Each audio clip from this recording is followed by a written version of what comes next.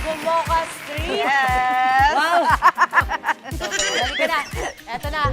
Good morning, kapatid. Oh, Pero kala ko, dito, eh. hindi to street. Okay yan Ano to? Ano to? Kabukiran.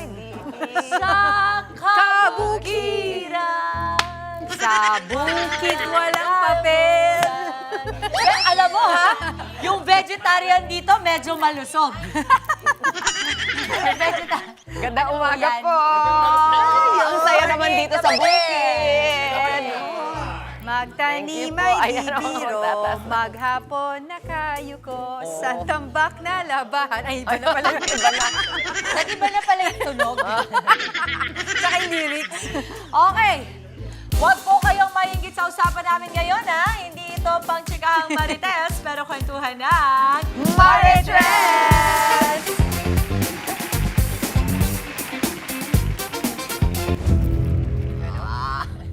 Nahuli na natin. Nakuha na. Nagaya, oo. Pwede, pwede. Nakapagkape. Ang sabi nila, pag-inggit, pikit. Pero, ang pinsan ko, nadilat sa pagiging inggitera. Bukas na bukas yung mata. Hindi lang yun, nakapula kasi ako ngayon parang kontrabida. Paano pa pagdilat yung kontrabida? Oo. Kalutom ako. Sa pamilya, normal na may konting inggitan at payabangan lalo na sa magpipinsan. Pero tong pinsan ko, parang buong buhay niya nakatutok sa akin. Totoo ka, girl. Nung bata pa kami, birthday ko na nga, siya pa ang bida. Nakikiblow ng cake. Sorry, natatawa ako dun sa... Nakikiblow ng cake, siya pa ang unang magbubukas ng Ay, we. regalo ko. Pagdating sa love life, aba, level up ang panggagaya kung sino ang crush ko, biglang magiging jowa niya. Parang may misyon siyang patunayan na mas maganda siya at mas lamang. Nung una akong nagtatrabaho sa aming magpipinsan, proud na proud ang buong angkan. Pero syempre, hindi siya papapatalo. Makuha sa tingin. Direct na siya, focus mo nga ito pagka. Partido, hindi pa nakapula yan. Apply rin siya agad hanggang sa natanggap din sa trabaho. Sa akin, dead malang. Wala. Wala. Ay, naku. Tulog, ayoko Tulog, na. tulog. 75 ka ngayon, Monty. Isa pa. Sa akin, dead malang. Ang mahalaga, pareho kaming may trabaho. Hanggang ngayon na may kanya-kanya na kaming pamilya.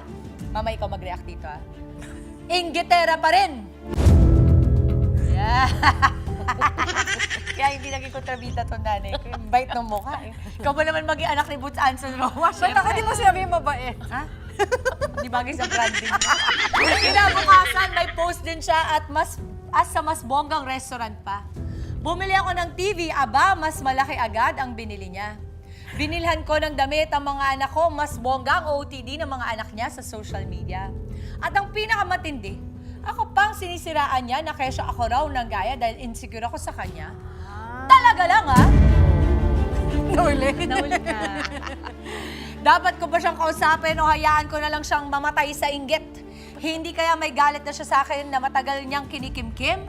Normal pa ba to o sadyang may isang pinsan na mas gusto makita kang talo kesa masaya? Gigil sa inggiterang pinsan.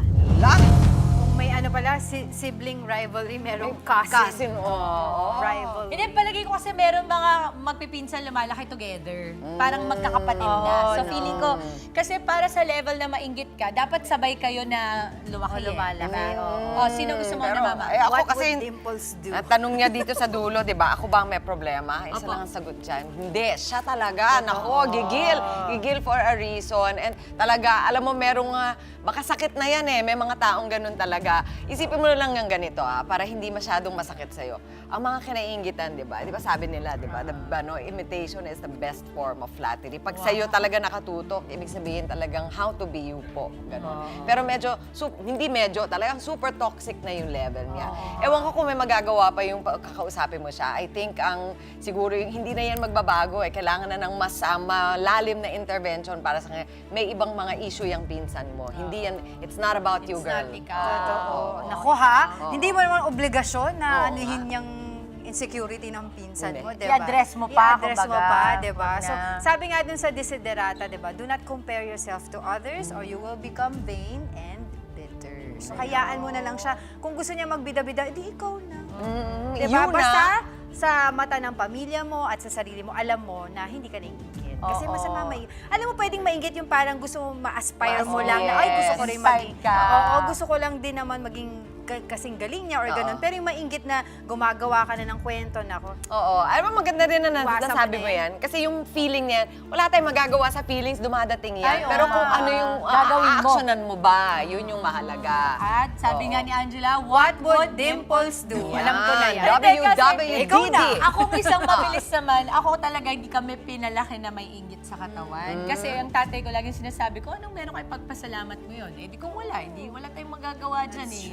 Kanya-kanya naman tayong blessing, di ba? O kanya-kanyang timing. Kaya para sa'yo, huwag kang mag-alala. Kung ikaw yung kinainggitan, huwag mong masyadong negatibong tanggapin yun. Isipin mo na lang mabuting ikaw ang kinainggitan kesa Yes, ikaw ang ang naiinggit. Yes. So, mga gusto pong dumulog at humingi ng payo sa kanya-kanyang mga issue at problema sa relasyon o sa buhay, i-share nyo na po ang inyong kwento. Sali na sa aming Facebook group. Nakapin yan sa aming official FB page. Abangan po ninyo ang aming susunod na istorya na ating pag-uusapan, hihimayin, at syempre bibigyan ng opinyon dito lang sa Maritress! Mga kapatid, Dimples Romana po, maging maalam at may pakialam sa mga napapanahong issue at headlines. Mag-follow na po at subscribe na sa social media pages ng News 5.